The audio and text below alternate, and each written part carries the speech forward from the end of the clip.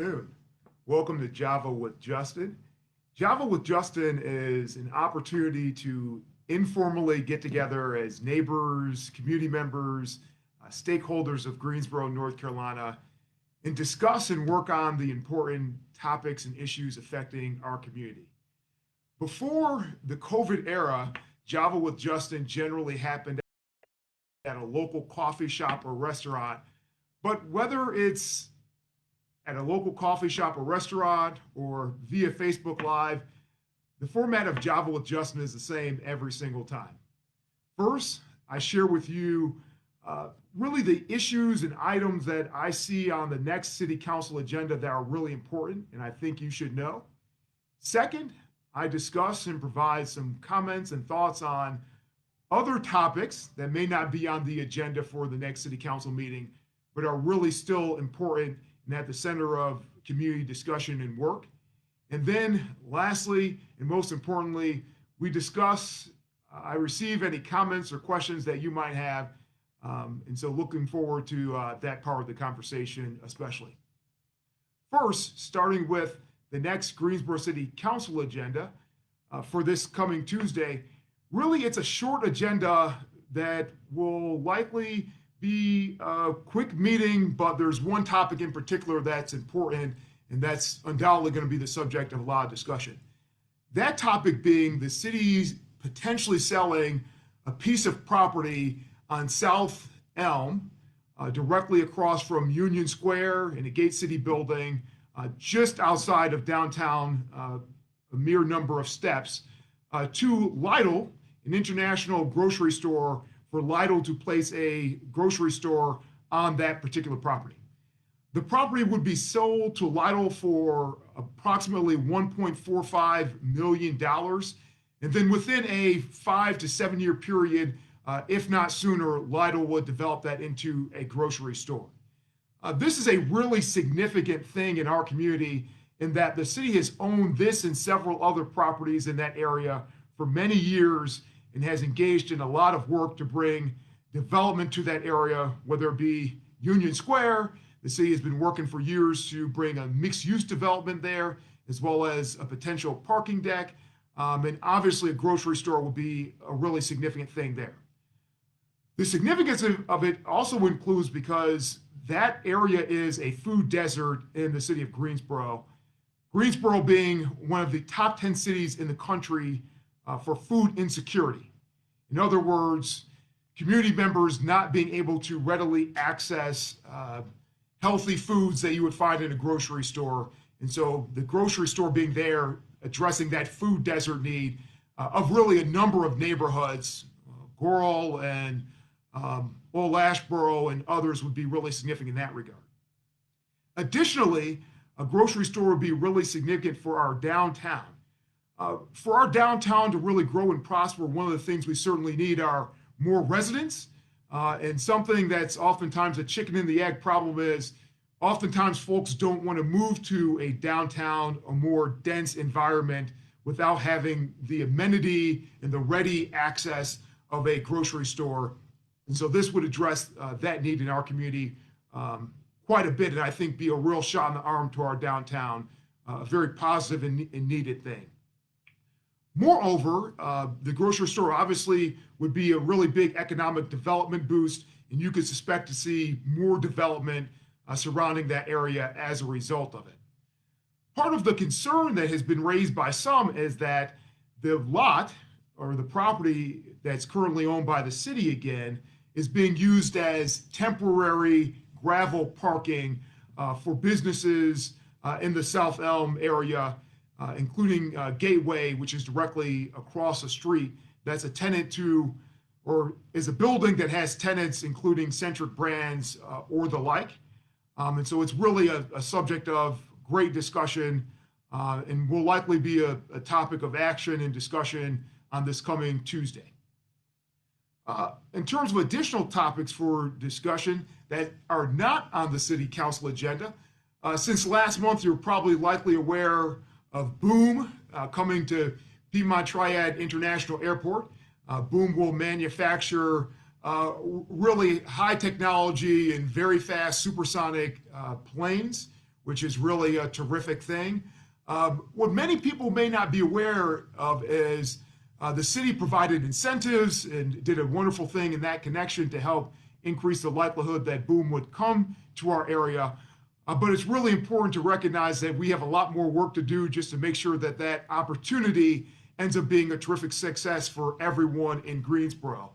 PTI and the location of boom, while very close to Greensboro, is outside of the city limits. And as a result, that development and investment there doesn't necessarily guarantee success in that it will not increase tax revenues to the city and the like.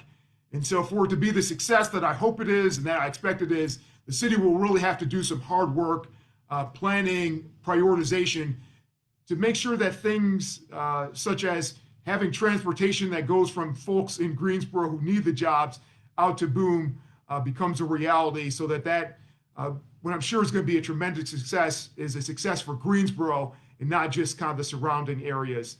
The last thing that we would like to have happen is Greensboro be the donut hole inside of what is otherwise a regional success. So terrific announcement in that connection. Other really important things, obviously, violent crime in our community.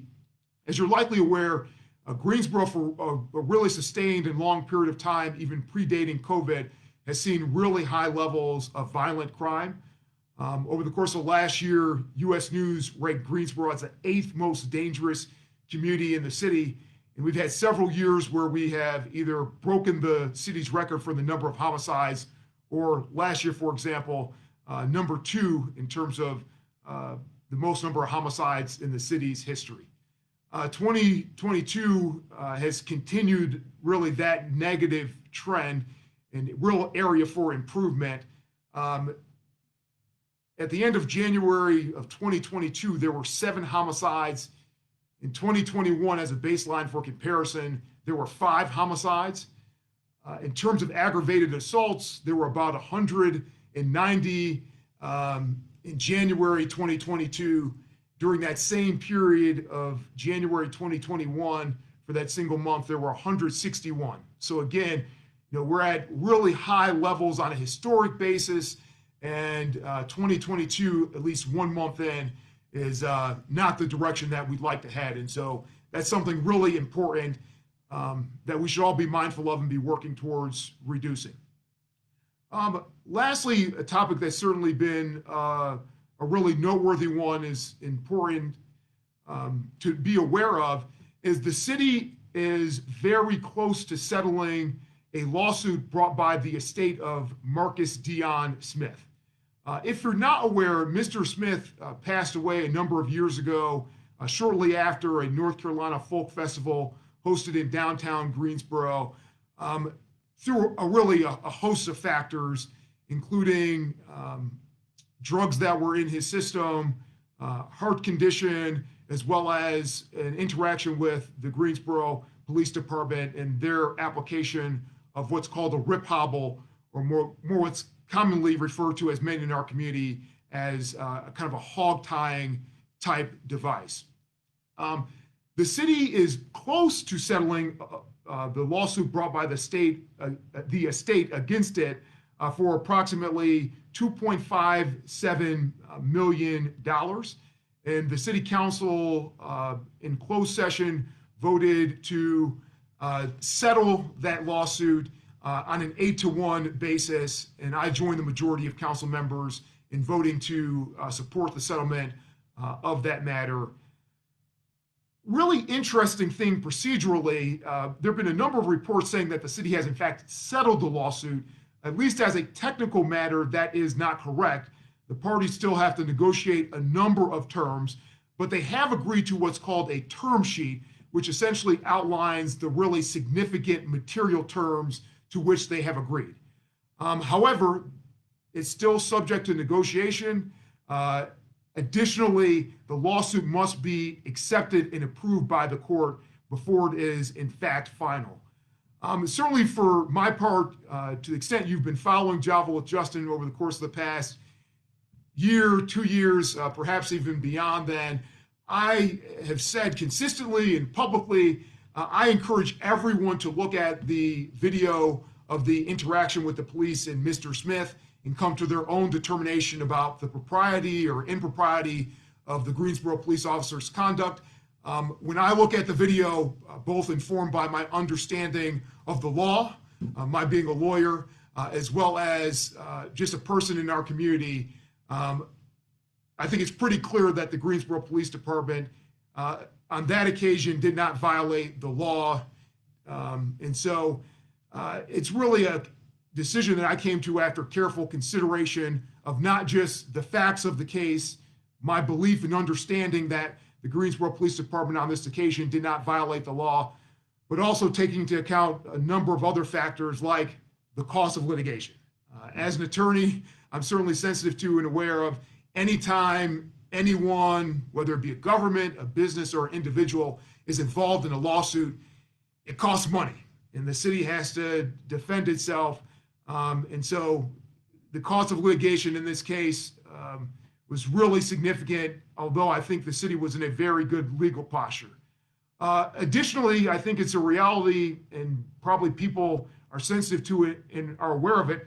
We have 9 Greensboro City Council members, and council members have different views on the topics, and they have different lenses through which they view decisions about whether or not to settle lawsuits.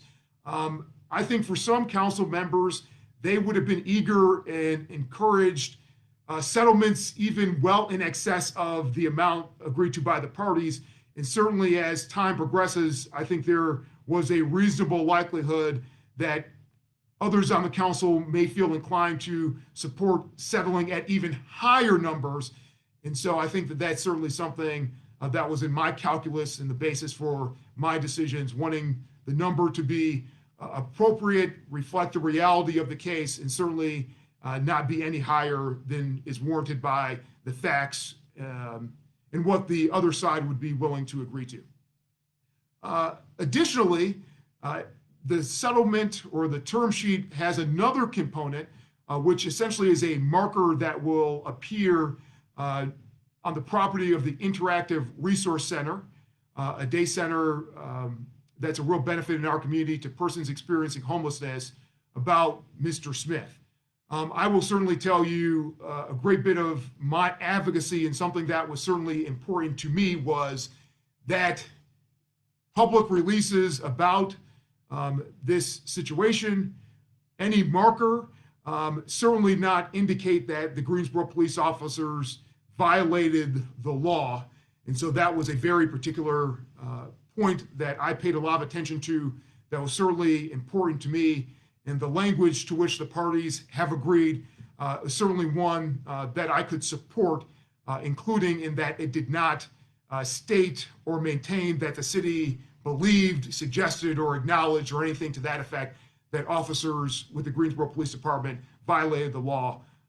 As again, I think everyone can and should come to their own conclusions on the topic, look at the video themselves, but I, in good faith and good conscience, couldn't say that that occurred based on my understanding of the law, as well as really just looking at the video and the officer's conduct. So those are the things I think are important on the forthcoming Greensboro City Council meeting, as well as other things important happening in the community. But now I look forward to hearing your comments, seeing your thoughts, getting your feedback. And so I'm going to take a scroll and see if anyone has any questions, comments, or thoughts. I see one comment from Janet Paul Mazurko. Says, hello, Justin. Hey, Janet, I hope that you and your family are doing well and staying safe. I don't see any further comments right now, but I'll give it a few more moments. I certainly encourage everyone, if you have any questions, comments, or thoughts on any topic at all, please feel free to drop it in the comments section. Always happy to answer your questions and get your thoughts. Oh, I see another one, Patricia. Hey, Patricia, I hope you are doing very well. A team of volunteers and I went door to door in your neighborhood. I think we regretfully miss you, but I hope you and your neighbors in Glenwood are doing well. Just to kind of go on and expand on one of the really important points discussed with regard to recent economic development announcements, it's a really exciting time to be in Greensboro. Uh, as you're probably aware, and to offer some context, in the past 20 years, the MSA that includes Greensboro has lost about 20,000 jobs. So losing 20,000 jobs, but in that same MSA that includes Greensboro, there have been 130,000 more community members in that same area. And so that's less jobs, more community members, which as a practical matter means lower area incomes, which are reflected by our being below our peers, and I believe the North Carolina average in terms of household income. That means less resources for the city to provide services to community members, which means disproportionately or higher taxes for people. To get those wonderful services, all of us have to pay more. And really that means less economic opportunity for ourselves, our children. And so these recent announcements are really positive in terms of Greensboro starting to make a comeback and address and fill in the gap for those massive numbers of jobs that have exited our community over the course of the past 20 years. But it's really important to understand that context. For many people in our community who have been in Greensboro several decades, they remember Greensboro that was at one point the second largest community in the state. That was certainly an economic rival in terms of opportunity and prosperity to Raleigh, and at a certain point in Charlotte. These jobs announcements through Toyota, through Boom, they're going to help us make up ground. Those 3,000 jobs approximately, hopefully more, but we've got a lot more work to do to make up those missing jobs. Additionally, and especially with regard to Toyota, which is at the Greensboro-Randolph mega site in Randolph County, as well as with regard to Boom, which again is just outside of Greensboro, it's really important that we focus on making sure that it ends up being wonderful opportunities, jobs that benefit the Greensboro community and not just those surrounding areas like in Randolph County and the like. And so, the next several years with regard to the work of the city council in the city, I think are as important as any in the time of our community's history, because we really have to focus on making sure that, for example, our transit system is overhauled and we do smart things like support the tremendous needs there through American Rescue Plan dollars to make sure that Greensboro residents are able to access those jobs in the surrounding areas of Greensboro. And so really, really important work by the city council. Also to make sure that we address affordable housing. We have well over a third of our community already now before the increases in property values that were paying over 30% of their household income on housing, which really is an economic crunch and makes housing unaffordable for substantial portions of our community. And so we have to do things like making sure that there are more people who are able to, in fact, live in Greensboro and not just those surrounding areas where those jobs are located. So a lot of important work there. Looking at the comments, see Satya. Hey, Satya, thank you for tuning in. I hope you and your family are doing well. Patricia asks, what's the painting behind you? Patricia, thanks for checking out the painting. This painting is by one of my absolute favorite artists who is a Greensboro resident. His name is Charles Edward Williams, and he is absolutely amazing. Charles got his master's in fine arts degree from UNC Greensboro, and he exhibits works across the country. He is a real rising star, terrific Black artist who does figurative works, so paintings with figures on it, including some that I really love that are up at the National Museum in Durham at Duke, Freedom Riders from the Civil Rights era.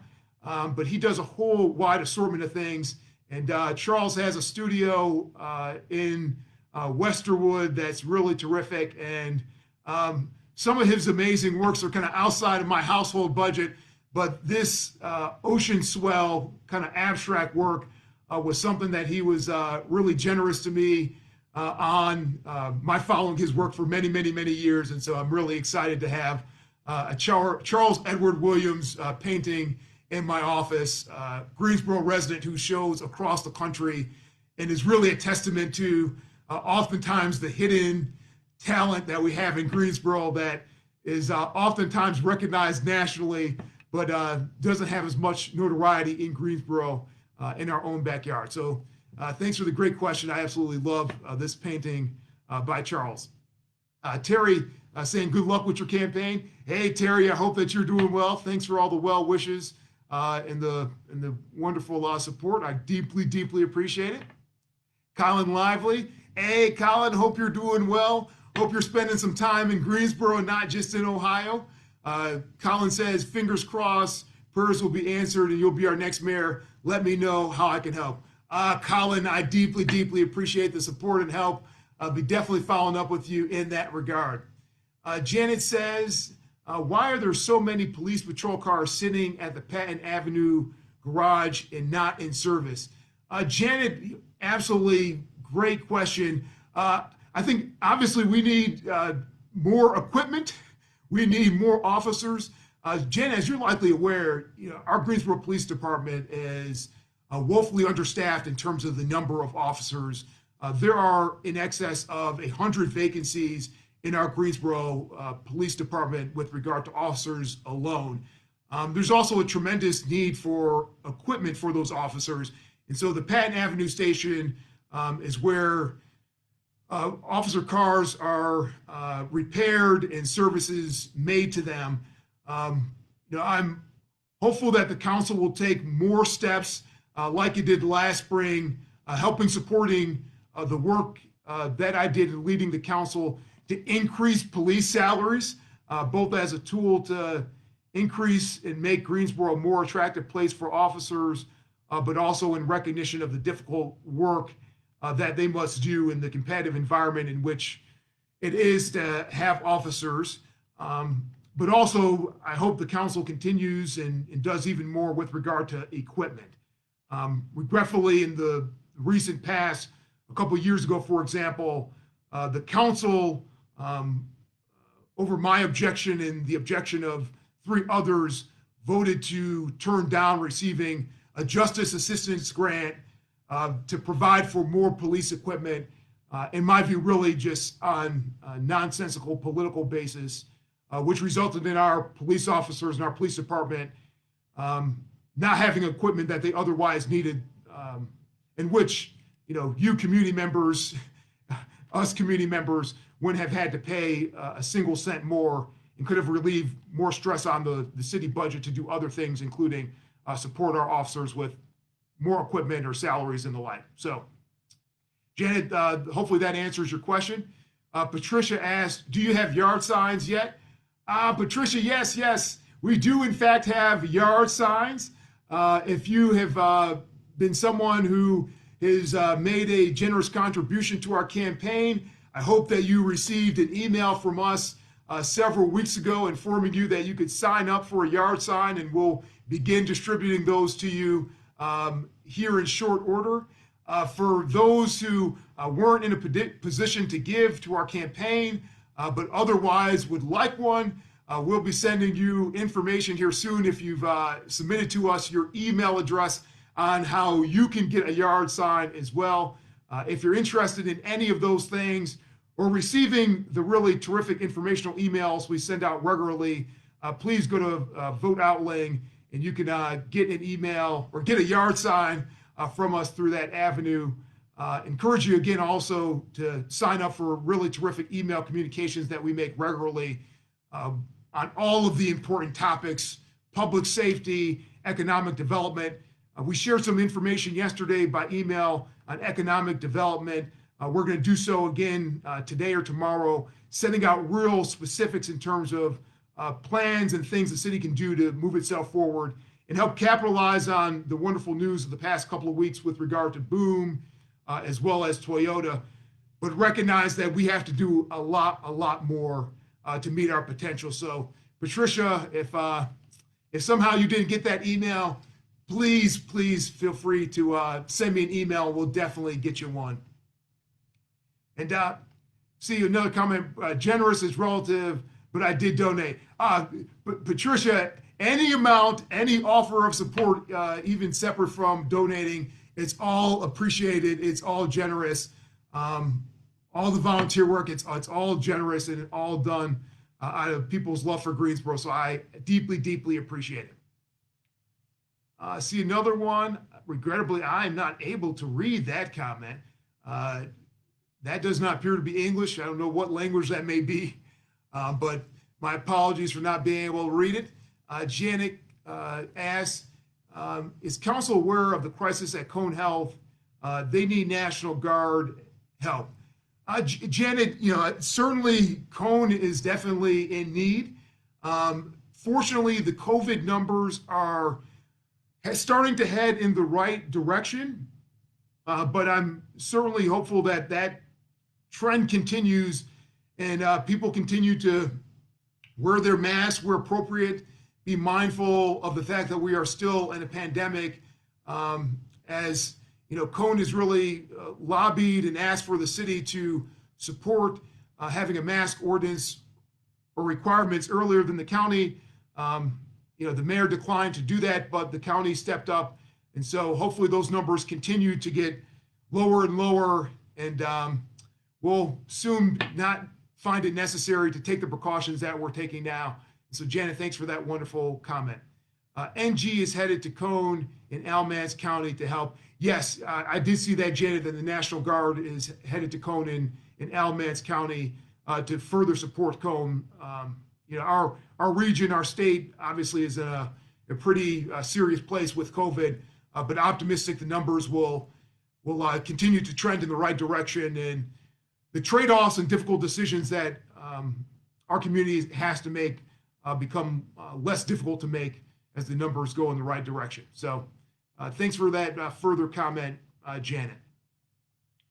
I'm going to take a further peek to see if there are any additional comments or thoughts about things happening in Greensboro, the coming Greensboro City Council meeting or otherwise. Taking a peek. Hope everyone's doing well on this Friday, which, as I made my commute to work, it appears to be a gorgeous day. Well, seeing nothing further, again, thank you all for joining this Java with Justin. I deeply appreciate your engagement. If you have any further questions or thoughts or comments, please feel free to drop them in the comments field of this video if you're watching this on the replay, or reach out to me by phone or email. I deeply appreciate your thoughts, your feedback, your comments. And so I hope to see you at the next Java with Justin next month, if not before then, and hope you and your families have a wonderful Friday and stay well.